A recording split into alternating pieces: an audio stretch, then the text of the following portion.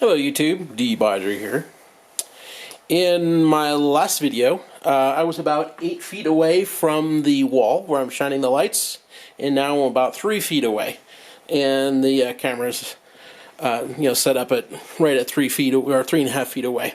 And then I'm going to hold the flashlights in front of that so that the flashlights are now at 3 feet away. So I hope that makes sense. Okay, so here's the TC15. Here is the I forgot what it's called already, a T1. So this has the XHP 30, or I'm sorry, the XHP 50 in it, and this has the XHP 35 in it. This isn't really a fair comparison because the reflectors are so different. This is got a much brighter LED in it. So if I point both of these at my face, this is intolerably bright. You can't look at it without it, really hurting my eyes. Whereas this one, I can barely tolerate it. It's significantly less bright because it should be. It's a much smaller LED. This is 4 segments of XPL2, and that's just a single LED that's smaller than an XML2, than a single XML2. So it's a tinier LED, but it does make a lot of light.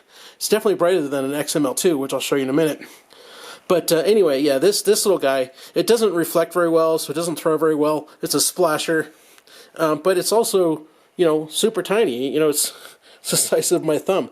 Whereas this has got a decent thrower on it, so it's going to push light a lot further, but it's not going to leave much of a splash. So anyway, let's turn these guys on and see how this goes. So if you just hold the button down, well, I'll do that. See, it's getting dimmer. And yeah, it's pretty much as low as brightness.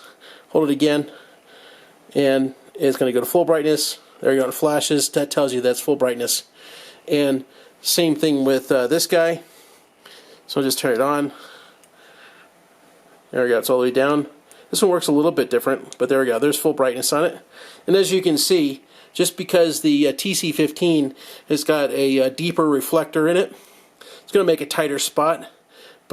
And you can see the edges of its splash, whereas on the T1, it splashes literally 8 feet tall. So, floor to ceiling of the wall. So it's throwing its light everywhere, and it's got the orange peel reflector inside it, which is very shallow. So it's not a very good thrower, not by a long shot. Whereas this guy is a pretty decent thrower. All of its light is literally going right in front of you. So you get a nice bright hot spot in the middle, and it's going to push light pretty far, whereas this little T1 is not. So this little T1, even though it's got a much brighter LED in it, I'm just going to turn that thing off because it's not a fair comparison between this and everything else I've got. So I'll stick that in my pocket. And now, there she is. So this is my Ultrafire Chinese flashlight that's got a legit CREE XML in it from 2009. Or I guess it could be 2009 or 2008, but something like that. I know I bought the flashlight new in 2009. So anyway, this is the TC15 with its XHP35, and here is a CREE 2009 XML.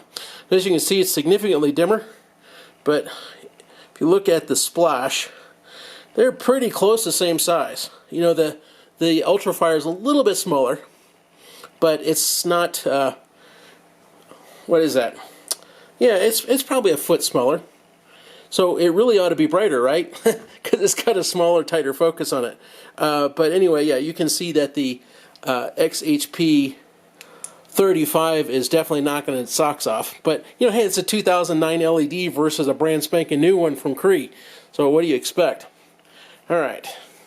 So next is my Magnus Innovation, and this has an XML2 in it. I bought these new in 2016. So let me turn that bad boy on. There we go. And as you can see, now we're talking about something that's more like apples versus apples. They both have very similar reflectors in them. This is an XML2, the Magnus is, and this is an XHP35, which is a slightly smaller LED.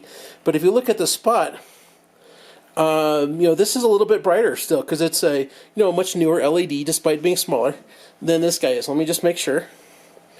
Oop, turned it off, and I meant to hold it down. I did it wrong again. There we go. I want to make sure. Yeah, there we go. That's the brightest setting for the Magnus.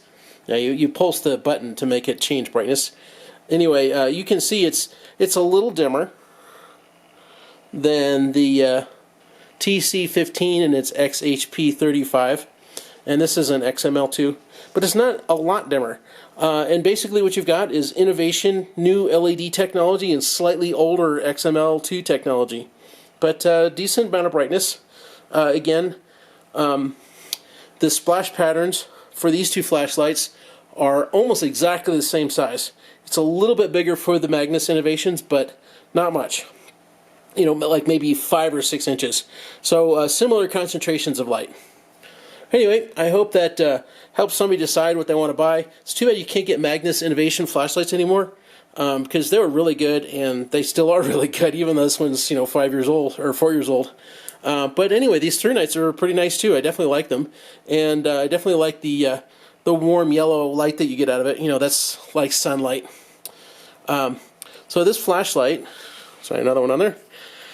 It has been sitting here continuously running through 2 videos, and it's been running on high the whole time, and it's a little bit warmer up here at the front, up here in this section, because that's where the LED is, but I would say maybe 100 degrees Fahrenheit, and this part back here is probably like 95 degrees Fahrenheit, so it's not getting warm.